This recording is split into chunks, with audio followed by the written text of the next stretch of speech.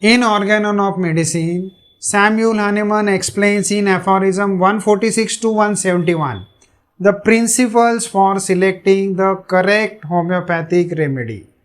This section is very important because the success of treatment in homeopathy mainly depends on accurate selection of the remedy. Now we'll see what are the principles of similarity. Hahnemann emphasizes that the physician must select a medicine whose symptom picture is most similar to the patient's symptoms. This follows the fundamental law of homeopathy, that is similia similibus curantur, meaning like cures like. Now we'll see the totality of symptoms. The remedy should not be chosen only on the basis of single symptom or disease name. Instead, the physician must study the totality of symptoms, including mental and emotional symptoms, physical symptoms, characteristics and peculiar symptoms. Then comes the modalities, conditions that make the symptoms better or worse.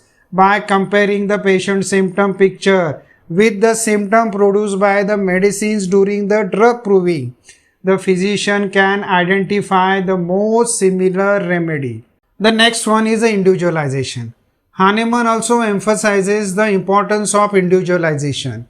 Even if two patients suffer from the same disease, their symptoms may differ and therefore they may require different remedies. For example, two patients with headache may need the different medicines depending on their nature of pain, which triggers and associated symptoms. The next one is the accuracy in the prescription.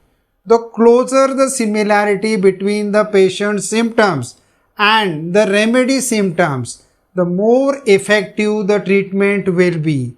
Therefore, careful observation, proper case taking, and accurate comparison with materia medica are essential. Now we'll see the concluding part. Thus, Aphorism 146 to 171, which explains the scientific method of remedy selection in homeopathy.